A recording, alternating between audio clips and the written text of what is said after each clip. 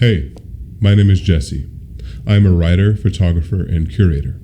In this series, I will be reading the words of writers whose work I found aspirational, expansive, or challenging. In short, an unvarnished look into my literary research process. Today, I will be reading excerpts from Prisms, an anthology of essays by German philosopher Theodor Adorno. You may be wondering why I would go through the trouble of reading a book aloud, or of reading a book aloud and then making a video of it, when I could have just as easily had a large language model do all of that work for me.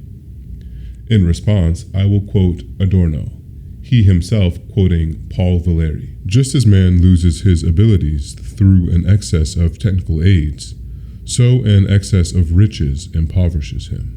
YouTube will house videos comprised of passages I found of particular interest, turns of phrase or fragments of thought I may have paused to underline. If you find yourself interested in following a particular thread, but find it missing, it can be found on Patreon, where I will be reading each of these books in their entirety.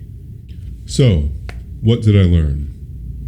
The thing I found most interesting was the degree to which Adorno was able to engage with the ideological content of aesthetic objects.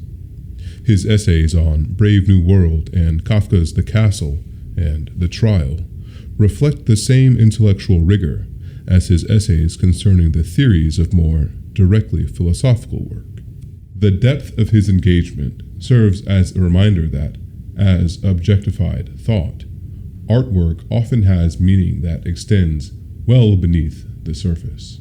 Although, as Adorno says, appearances can be dialectical, so too can peering beyond a strictly somatic response. The material won't always be so dense. Starting with Adorno was certainly a choice, but if 20th century German social commentary isn't your thing, up next is Nathaniel Mackie's From a Broken Bottle, Traces of Perfume Still Emanate. Subscribe if you enjoy work like this, and join me on Patreon for more. Theodor Adorno's Prisms.